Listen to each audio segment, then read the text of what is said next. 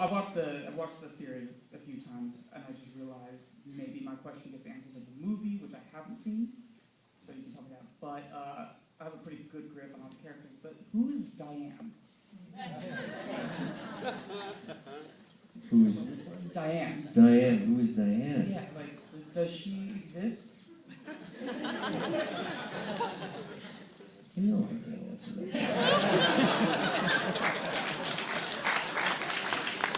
You come to tempt me, I have to say. I honestly, in my head, it was never a specific person at a specific place. So I guess in a way, this was a thing that sort of was a way of Cooper grounding himself, of setting the information. I think he did indeed send the tapes off. I think they did go somewhere to someone, but I think more importantly, it was about him just, just sort of getting his thoughts in place, thoughts in order. Sound like you have a thought about it? That for me is sort of how I sort of dealt with it. So less specific, less like linear. It was much more kind of up here for me. One of my favorite internet rumors that I've heard about the potential, resurrection of Twin Peaks is that Diane shows up in town, and Diane is played by Laura Dern. Well, looking for Diane would be her mom.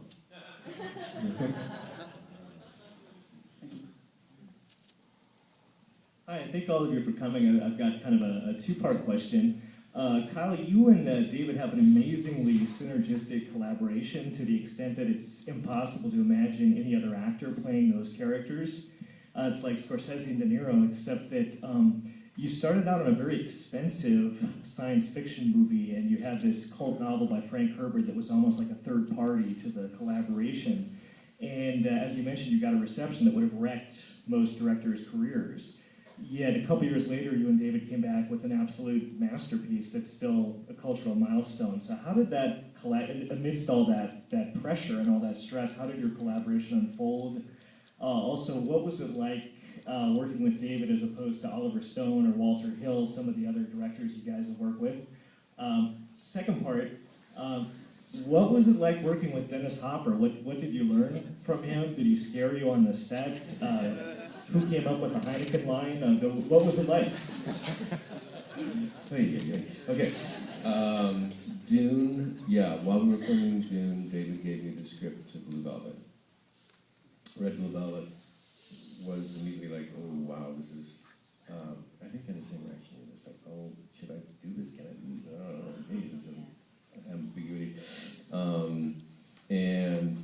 But we planned to shoot Blue Velvet right as Dune was released in December of '84, and we were going to start Blue Velvet, I think, in January of '85. And then Dune's reception was not good, and then Dino, the story I know is Dino said no to David, we're not going to make it yet. And then, I don't know, 6 months later or whatever, they came back and said, well, Dino was like, well, we can make it, but you have to cut the budget in half, and you have to do this, and you have to, all these stipulations. And he said, David, it cannot be too dark. David's like, sure, Dino. Cut to the first day of shooting Blue Velvet, the Davies come back, and it's pitch black. I mean, it's like you can barely see a figure moving, and Dino hits the roof. And it's like, turns out that there was a crack in the lens of the case, and so the light was getting in, so it was a complete mistake, but it was sort of paid back. Gave Dino a heart attack. So that was Dune, that was Blue Velvet.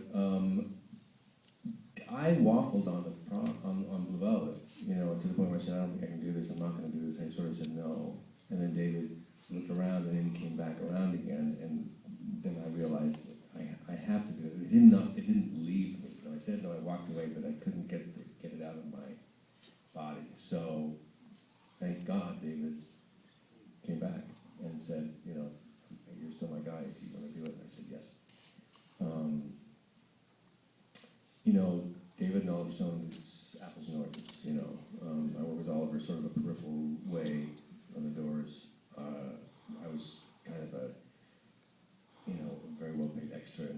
I had a couple scenes with Val, but Val really took the brunt of Oliver. And Oliver, he's a manipulator, and he's a brilliant director, very passionate. But he also, likes to play with your mind. And David just,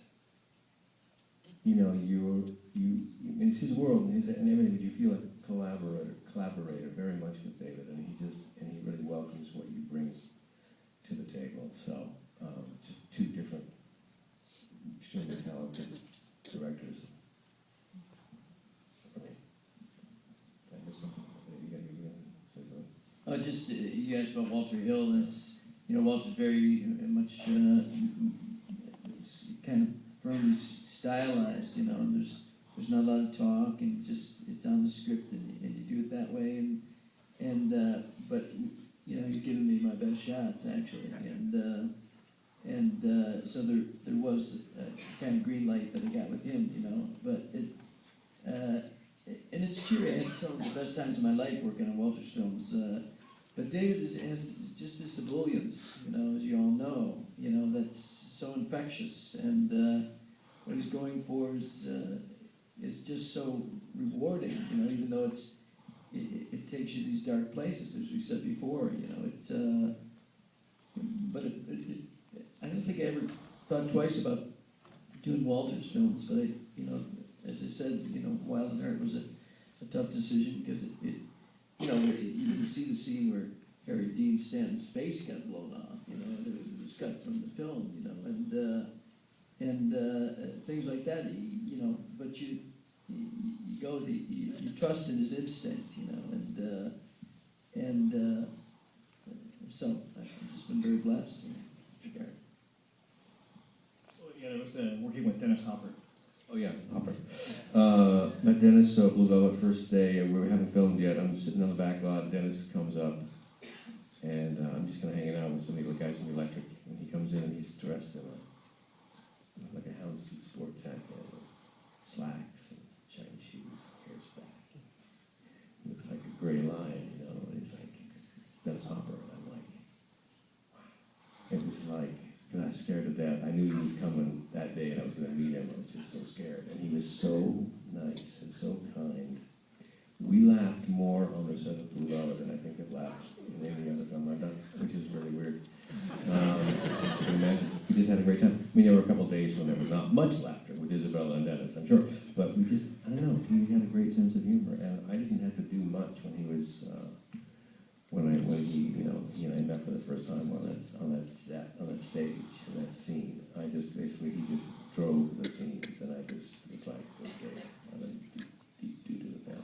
So, but a wonderful, wonderful man, really generous, really gracious.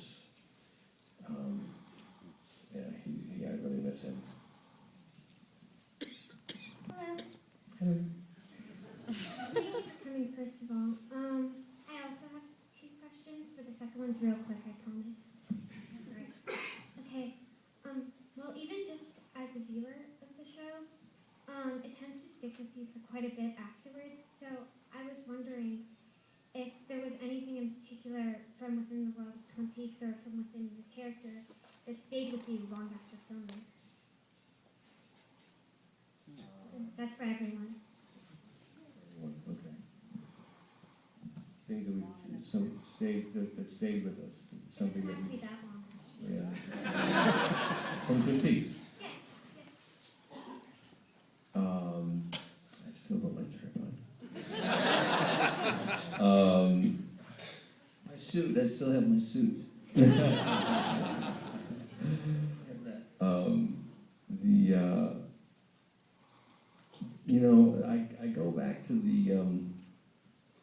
I go back to that opening scene, driving up in the car, and just what's revealed about the character, and just the simplicity of what he does, and you learn so much about him and what he's going on, and what's happening, how his mind works, what we're in for. And I realized, the best stuff is when you just don't do anything. You just basically say words, and if they're strong enough, it's all you really need to do. You don't need to add anything on top of it. And I go back to that scene for that very reason, because I couldn't add any. I was physically incapable, mentally incapable, because I was trying to remember the lines and do all this stuff, and we just had a few things in drive the car, and I was like, and I couldn't do anything but just be in that moment. So that's, I'm reminded of that every time. Also, this is also for everyone. There are a lot of brilliant and esoteric characters on the show, and I was wondering, personally, which one was your favorite? I'm sorry, what was that on the show? Which one was your favorite character? On There are a lot of characters on the show. Which one?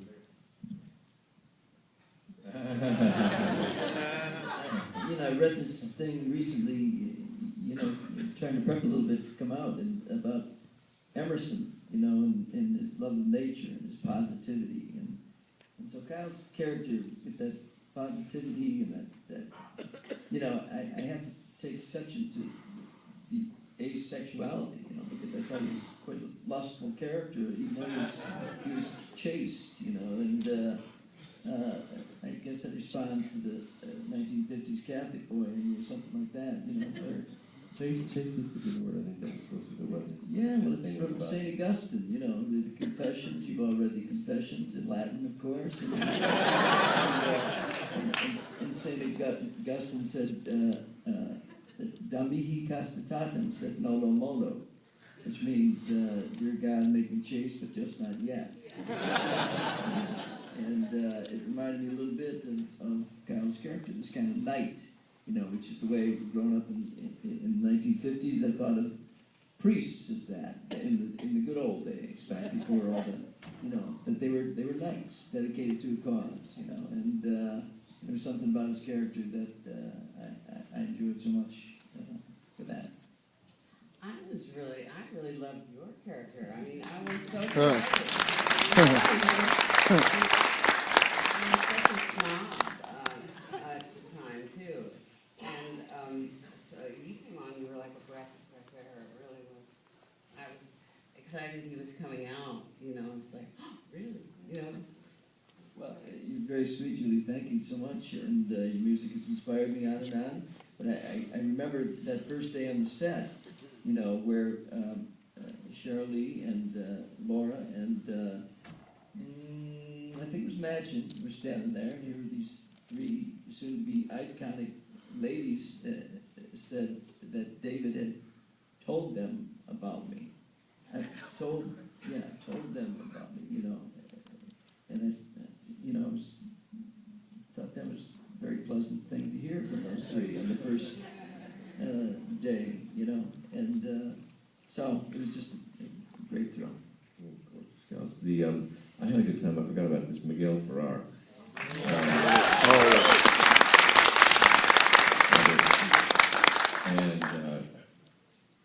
You know, I'd never really kind of, I mean, I'd never met him when he came on, and I just think the dynamic between he and Cooper was so great, and I wish he'd come, you know, I wish there'd been more of that, but because he's so caustic, you know, and he's so, but Cooper's response was just, oh, he's so great, I just love the way he is, you know, he wasn't judgmental in any way, he was like just accepting of this, you know, this guy who sort of said it like a little rough around the edges, and I just loved that. I love that, because that's David, really. I mean, that was a lot of David.